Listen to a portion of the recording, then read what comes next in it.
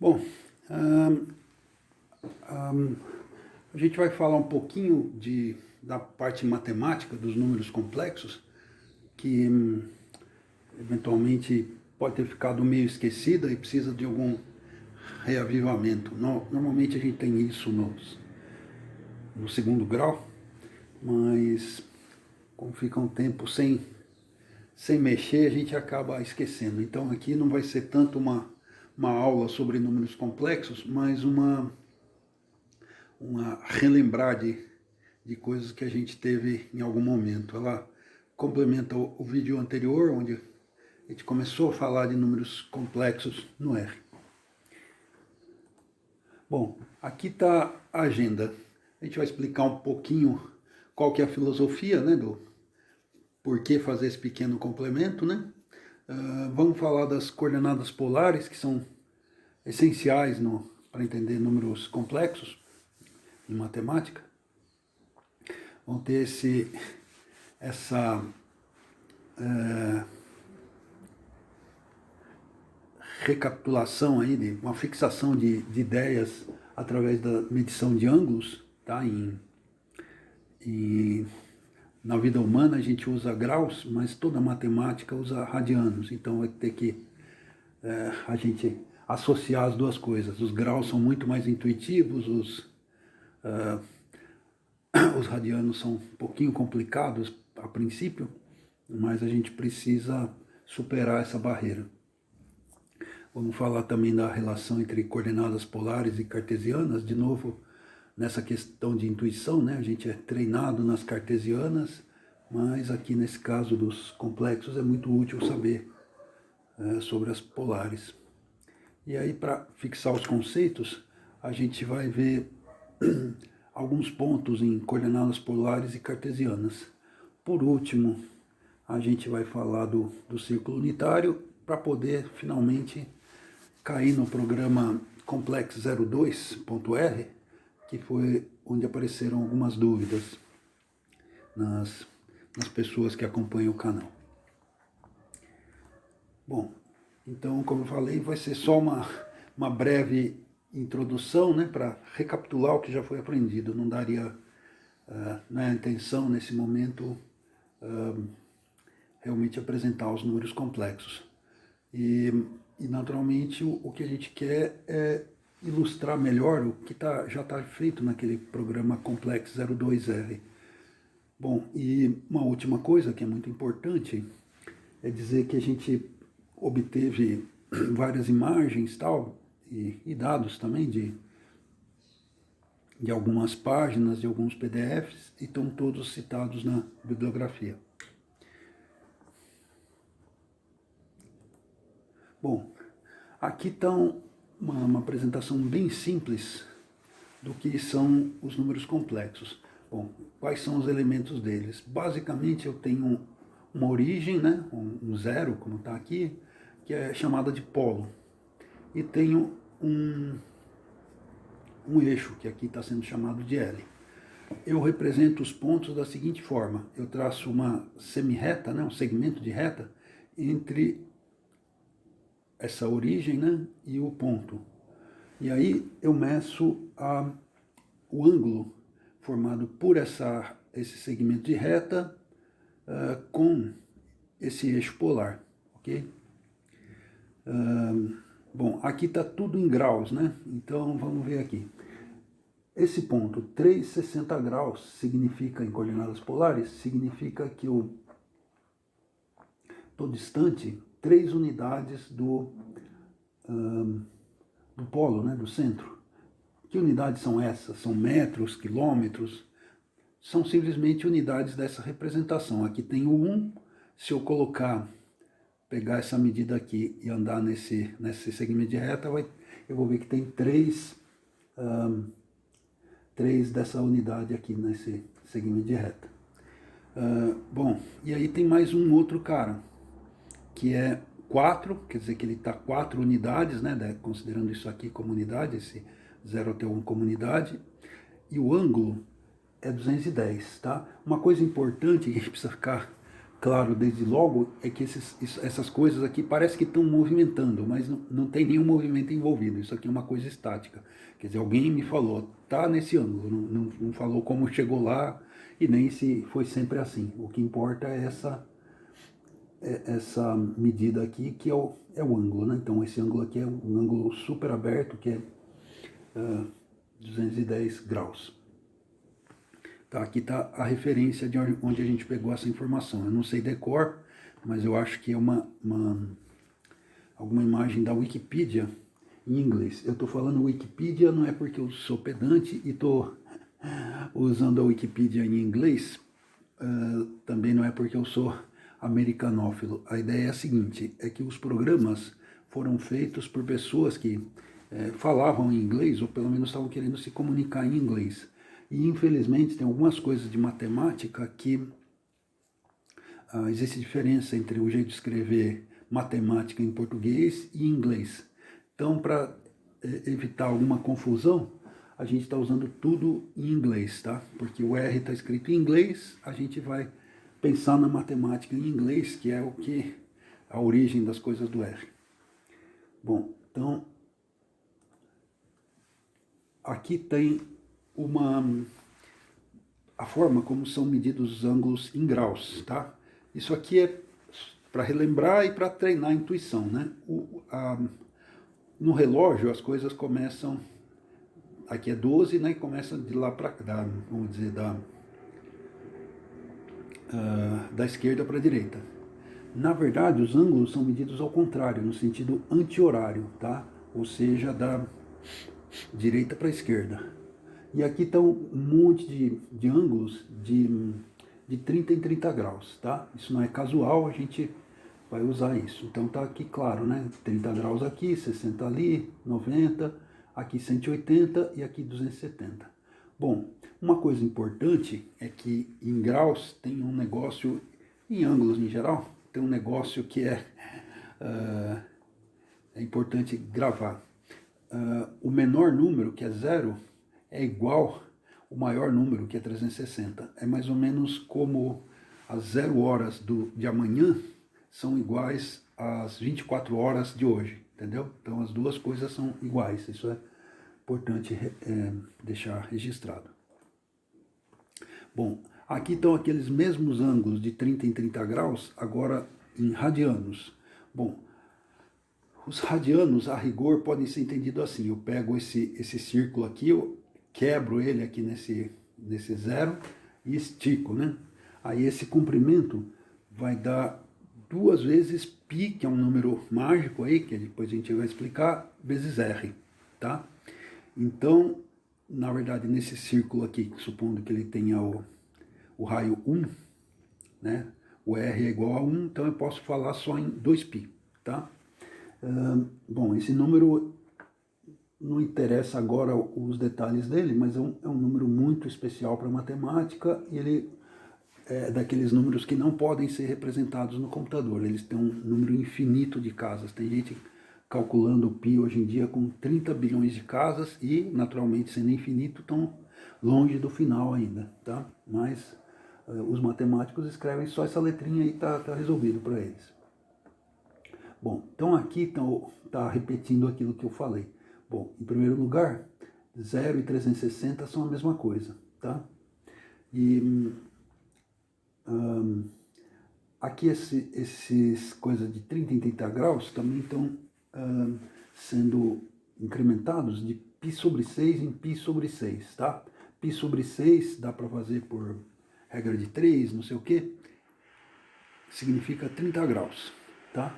Aí andou 2 vezes, incrementou mais um π sobre 6, foi para 2π sobre 6, aí simplificando a fração, né, quer dizer, dividindo por 2, vira π sobre 3. Esse cara aqui é um ângulo importante nesse negócio aí dos incrementos, né, ficou 3π sobre 6, aí dividindo por 3, π sobre 2. Π sobre 2 é um ângulo importante porque, pensando nas tais das coordenadas cartesianas, aqui seria o eixo x e aqui seria o eixo y. Então, eles dois, né, o eixo x e o y, tem 90 graus entre si. Ou, pensando em radianos, tem π sobre 2. Tá? E aí vai indo, vai incrementando tal, é só fazer as continhas. Aí chega aqui no tal do 6π sobre 6. Dividindo por 6, a gente tem π. Esse π é 180 graus, tá? Então vamos dizer assim, o ângulo 0 está olhando para a direita e o ângulo 180 está olhando para a esquerda, tá? É importante reparar nisso.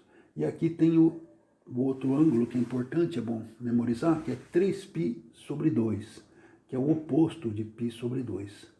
E aí, e aí naturalmente, completando a volta, está aqui no 360 graus, que é o 2π. Tá? Aqui está é uma imagem sozinho que tem lá na Wikimedia, que é um projeto paralelo da Wikipedia para guardar informações, né? Mídia, né? Meios, imagens, sons, etc. Bom, e aqui vem uma coisa bem importante, que está relacionando a trigonometria com as coordenadas polares, tá? Então, nas coordenadas polares, a gente lembra, a gente tem um eixo aqui L, que no caso aqui tá, é o mesmo, né, que a princípio com o eixo X. Tem o ângulo, que é φ e tal, e aqui tem o ponto. Bom, a distância da origem até o ponto é chamada de R, tá? O pessoal de geometria costuma chamar isso aqui de hipotenusa. Aí, em termos da trigonometria, o que está escrito aqui é o seguinte. Quem conhece o ângulo φ sabe que o cateto adjacente, quer dizer, o cateto que forma o ângulo, pode ser medido como R, né, a hipotenusa, o cosseno do φ, tá? E, naturalmente, esse aqui é o x, então x igual a R cosseno de φ. E esse aqui é o tal do cateto oposto ao ângulo, né? É R seno de φ. Agora, ó, lembra porque eu falei que a gente está usando o Wikipedia em inglês? Em português, isso aqui, ó, seria seno, né? Que a gente escreve como sen. Mas americanos, ingleses, né, em geral, chamam isso de sinas. E então escreve como sim. Como o R usa a língua inglesa e tal, então é assim que a gente vai encontrar. Sim, não é sem, tá? Então essa aqui é a coisa, esse ângulo, esse cateto oposto é a hipotenusa vezes o seno, né, do R, tá? Então a gente fala seno, mas pensa em sinas, né? Quer dizer, escreve sinas, pensa em seno, escreve sinas e abrevia como SN. Ok. Aqui para fixar esses conceitos de polares e cartesianas tem alguns exemplos, tá? Isso aqui eu lembro, foi uma apostila em português de um professor da Faculdade de Ciências de Bauru, da Unesp. Então vamos lá.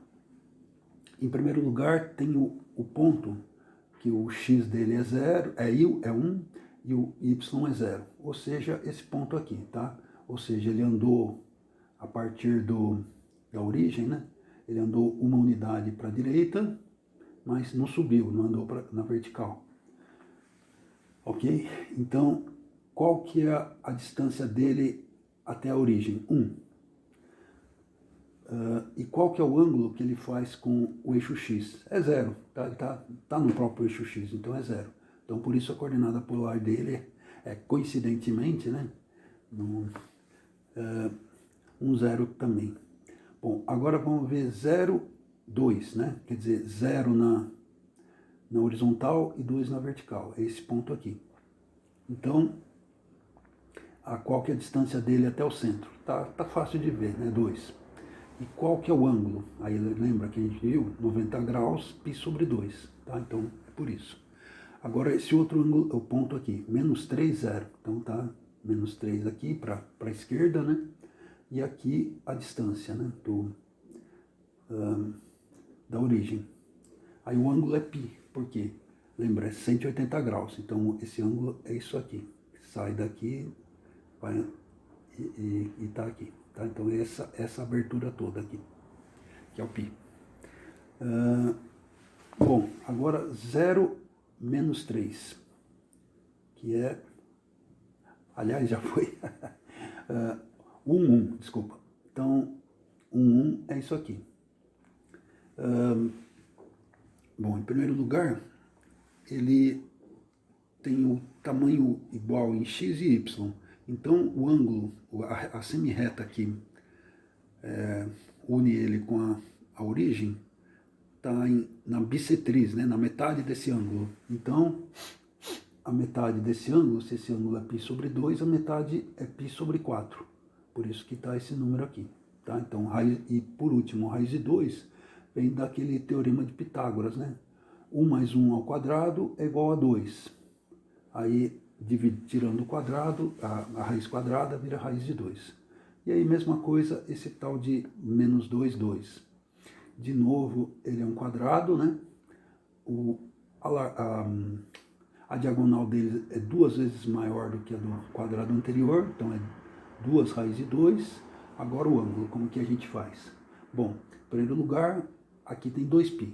E aqui, sendo um quadrado, a diagonal dele está na metade do ângulo, chamado de bissetriz. Então, metade de π sobre 2 é π sobre 4. Então, vira π sobre 2 mais π sobre 4 dá 3π sobre 4. Ok. Então, aqui é o círculo unitário. No círculo unitário, um negócio bacana é que eu esqueço o raio e penso só nos ângulos, tá? Aqui, por acaso, tá T, não tá φ, não dá θ, não tá... Mas, para medir o ângulo, eu não preciso de... Em matemática, em geral, o nome da variável não é tão importante quanto os valores que ela assume. Aqui os valores são claros, né? Vão ser de 0 até 2π. E aqui podia chamar Joaninha, Maria Cláudia, e tanto faz. Aqui T é um ângulo tão bom quanto φ ou θ, tá? Mas de qualquer modo, o importante é isso. Esse é um círculo unitário que tem...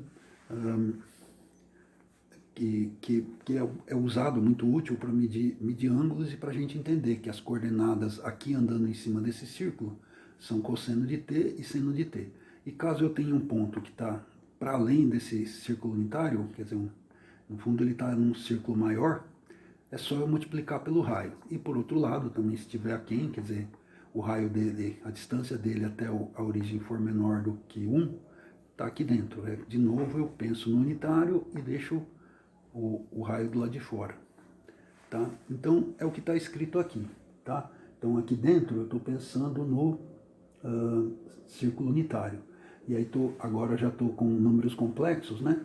Então, eu estou dizendo que o y é i seno de θ, seno de φ, né?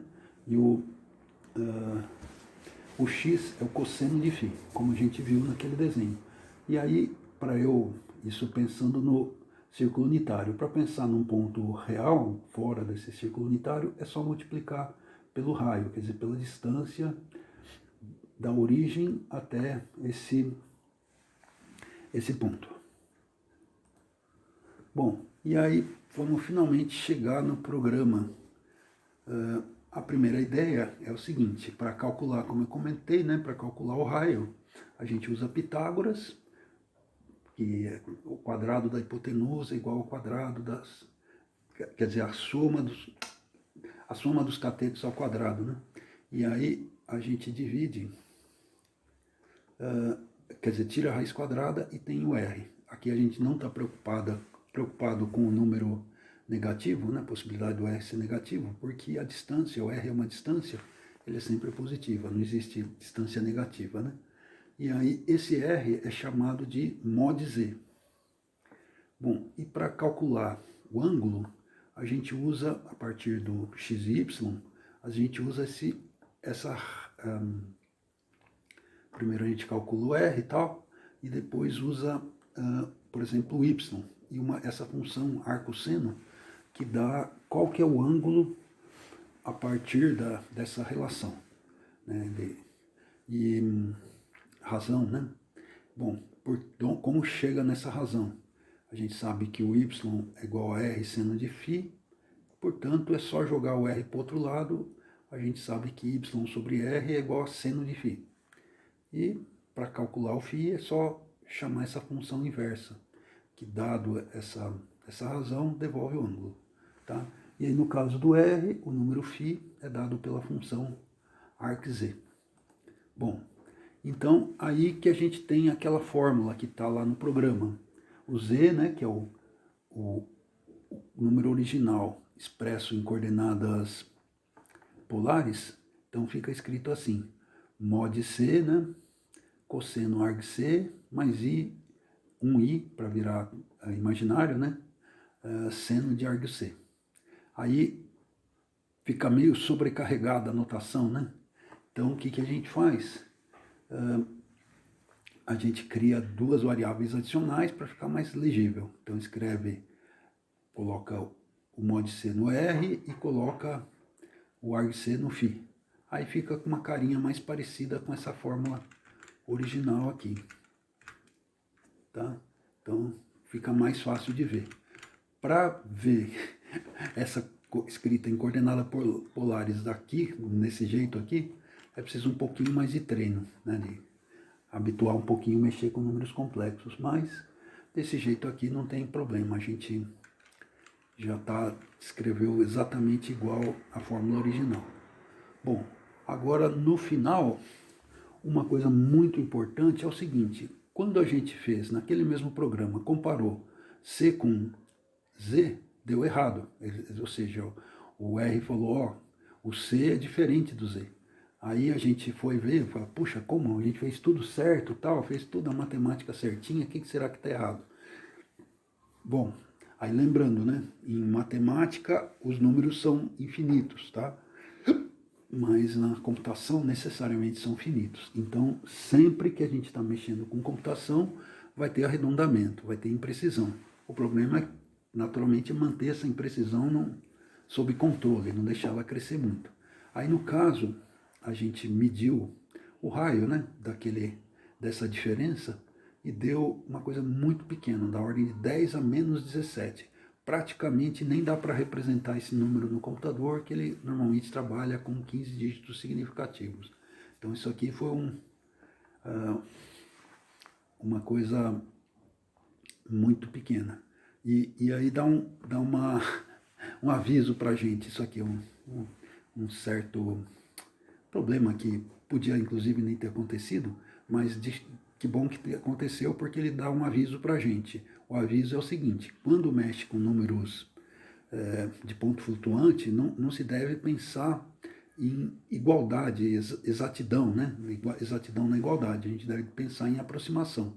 Por isso que esse é o jeito certo de trabalhar com números complexos, não trabalhar com a igualdade, que pode dar errado, né? Mesmo que a coisa praticamente esteja igual. Na prática, 10 a menos 17 é um número muito minúsculo, né? 0,16 zeros e aí um 1zinho lá no final. E a gente deve comparar com essas coisas aqui, comparar as diferenças, tá? Bom, e por último, é isso que tinha para falar, por último estão aqui as referências, aqui é a apostila em português que a gente usou, o resto, como eu falei, são coisas que a gente usou em inglês, porque a matemática do R vai sempre usar termos em inglês. Bom, é isso por enquanto, muito obrigado.